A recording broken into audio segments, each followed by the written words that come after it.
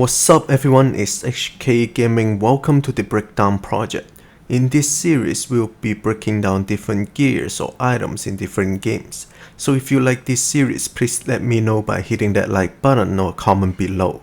In this video, we're gonna be looking at all the ranged weapons. There are a total of 4 types of ranged weapon, and the epic one and the legendary one share the same possible perks outcome. So we're gonna be looking at them together and then see if the legendary special perk is worth using. First, let's look at the legendary half bow first, which is the Weightless spirit.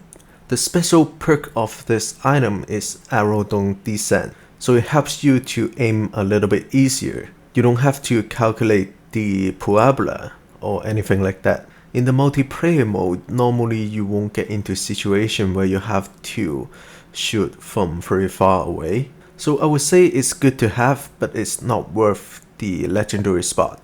And half bow itself is not a very strong weapon.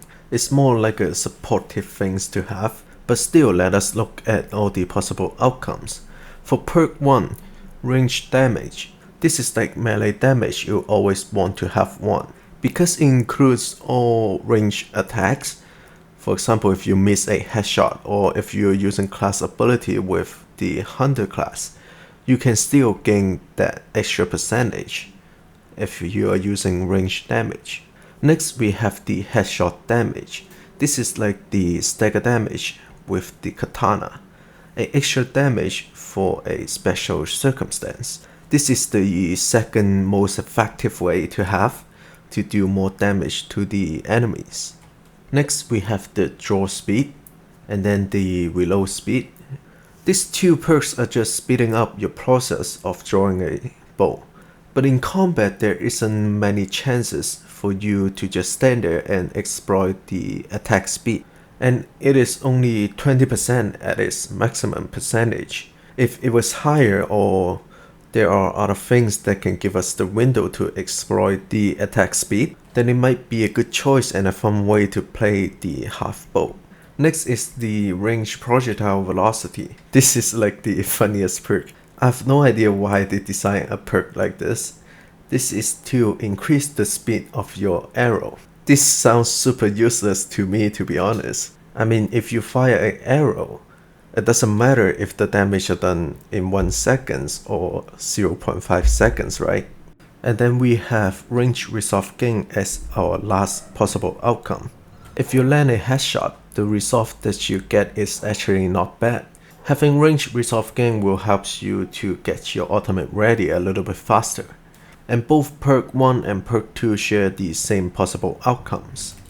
And for perk 3, we have the poison ammo. Both attacks have a chance to apply the poison effects. If we are using bow to attack and do damage, we don't have to stagger the enemies. So the poison effect isn't really that useful. And next we have the sharpened ammo. Range attacks have a chance to apply the bleed effect. It is a dot damage over time. It does a very little damage only. For me, I would say fire status effect is the best. Next we have the headshot refund. So if we land a headshot, it won't cost us any arrow. But that does not work with the flaming arrow. It only works with the normal arrow. This is the best perk, I would say, because you don't have to worry about finding ammo or anything like that. Even though there are many supplies and you can pick them up from the enemy's body, if you're using a lot of your ranged weapon to do damage, it will eventually run out. Having headshot refund is like a guarantee, unless you miss a lot of your headshot. Next we have the helmet piercing ammo. Your arrow can now shoot through the helmet, but there aren't too many enemies with a helmet on. I would say this is not very useful.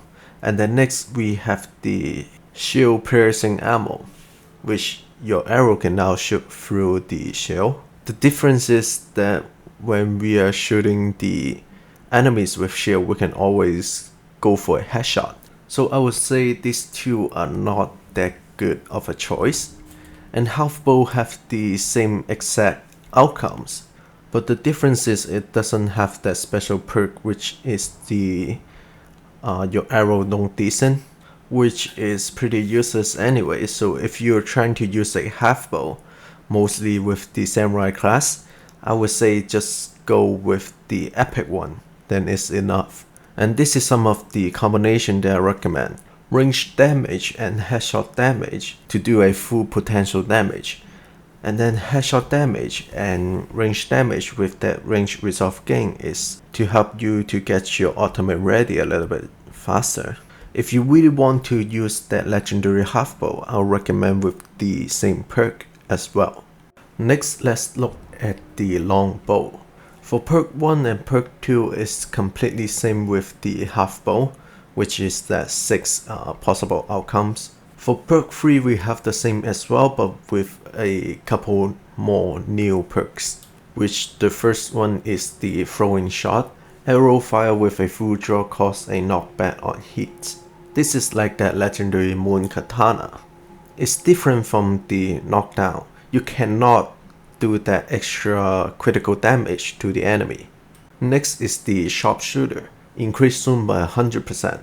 I don't see the reason of using it unless you want to look at the enemy like this. And next we have the eagle eye. Increase zoom by 200%.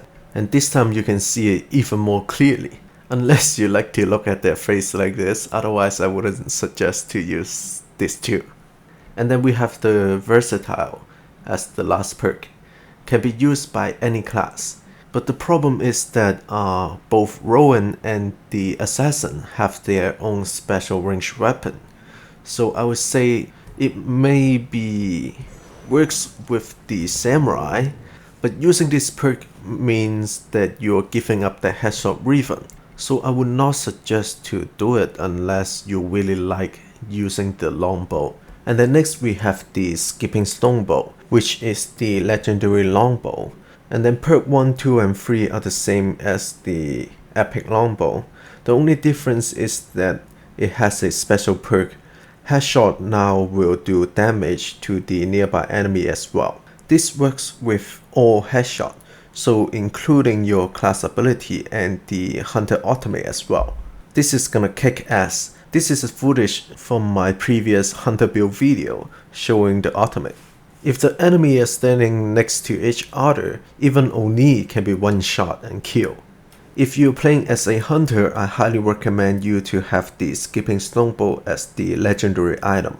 And this is some of the combination that I suggest. It is the same for the legendary and the epic one. I highly recommend using the ranged damage with that headshot damage. Your hunter ultimate will be at its full potential. Next, let's look at the blowgun, which is the assassin's special ranged weapon. Heaven's Things as the legendary version. The special perk it has is that darts has a 20% chance to instantly kill a non-Oni targets. But all the non-Oni targets are usually very easy to handle and have very little health. So I would say it's good to have, but it's not something very OP. Perk 1 possible outcome we have status effect duration, increasing duration of all status effects. And then we have the status effect damage, increased damage of fire and poison effects. Then we have the stealth, while in stealth enemies take longer to detach you. And then last we have the stealth attack damage, increased damage of stealth attacks. Both perk 1 and 2 have the same possible outcomes. As an assassin, stealth attack damage of course is our priority choice. If your katana or ghost weapon does some kind of fire status effect, then the status effect duration works very well with it.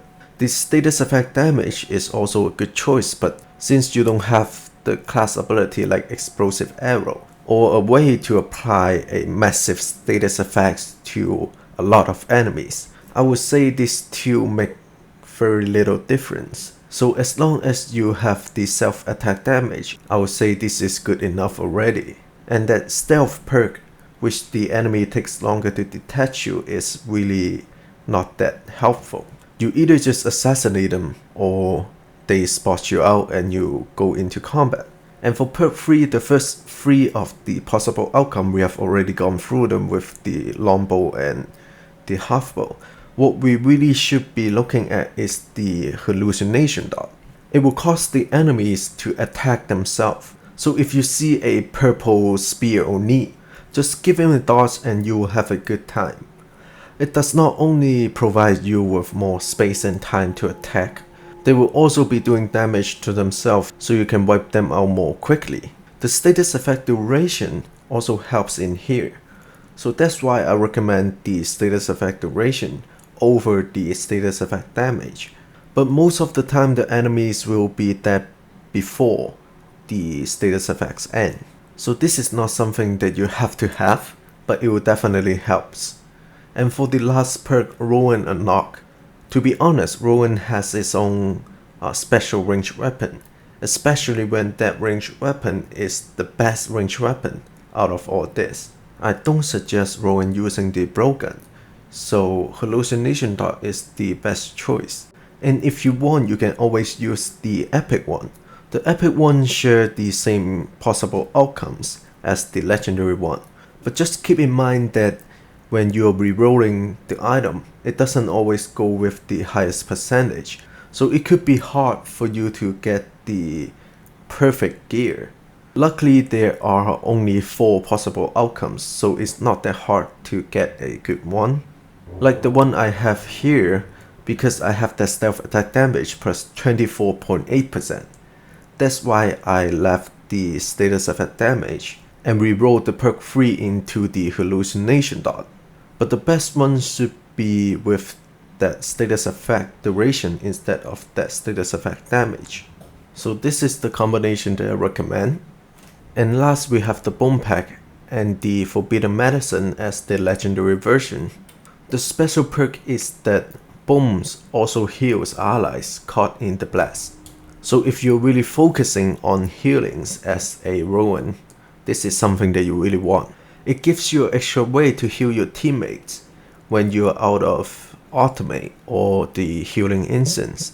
I would suggest to use it if you want to play as a complete supportive Ruin. But if you want to play a little bit more aggressive or do some more damage, then using some other legendary might be a better choice.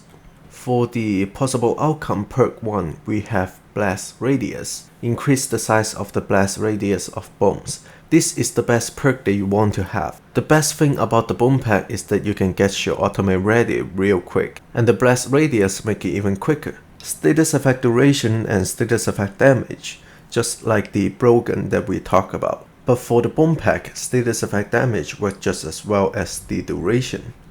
And last we have that melee stagger damage. It helps you to stagger your enemy a little bit faster, but it's not as good comparing to the blast radius and the status effect perk. This is mainly because of our perk 3. First we have that flash bomb, which is pretty useless to be honest. It doesn't do any damage and that CC duration is pretty short. And then we have that black powder bomb. This is a super strong perk. It does a lot of damage. It applies the fire status effect, which works with the status effect damage and the status effect duration. Having blast radius will make the black powder bomb hit even more enemies. This is what it looks like. A few hits and all the enemies are gone. And you can charge your automate so quickly. Just a few hits and then the automate is ready. This is the reason why we want our last possible outcomes, Assassin Unlock.